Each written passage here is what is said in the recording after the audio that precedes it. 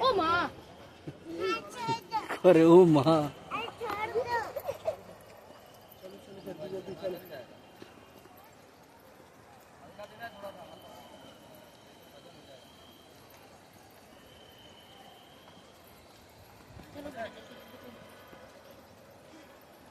আমরা আগের বারে ওখানে স্নান করছিলাম রে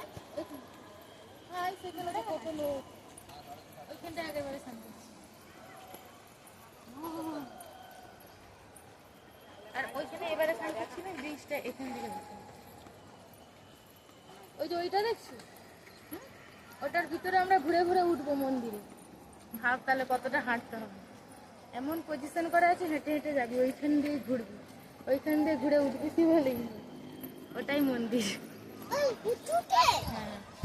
ওই মন্দিরটাই আমরা যাচ্ছি তোকে যেতে হবে না তারপরে নিচেই থাকি ঠাকুরকে দেখতে হবে কোলে নিয়ে